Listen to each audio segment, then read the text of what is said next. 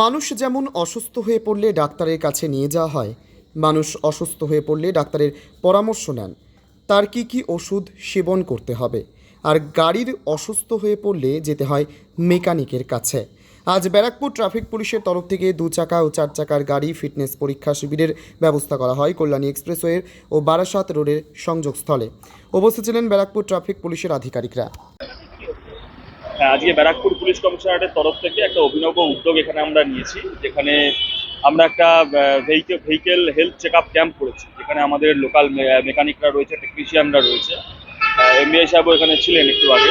তো এখানে আমরা 2 হুইলার এবং 4 হুইলার যেগুলো আসছে এখানে পথ চলতি মানুষ, তাদেরকে দাঁড় করাচ্ছি এবং তাদের গাড়িগুলো চেক করছি। এবং মেকানিক একটা ডক্টর যেরকম প্রেসক্রিপশন লিখে দেয় পেশেন্টকে, সেরকম আমরাও আর কি মেকানিকের দ্বারা একটা প্রেসক্রিপশন এখানে লিখে দেওয়া হচ্ছে। সেখানে গাড়ির যে বেসিক জিনিসগুলো রয়েছে, যেমন ব্রেক ঠিক আছে কিনা, বা সাসপেনশন ঠিক আছে কিনা, ইঞ্জিন অয়েল ঠিক আছে কিনা, পাম্প ঠিক আছে কিনা, এই বেসিক জিনিসগুলো চেক করা হচ্ছে এবং এগুলো ওদেরকে একটা প্রেসক্রিপশন করে লিখে দেওয়া হচ্ছে।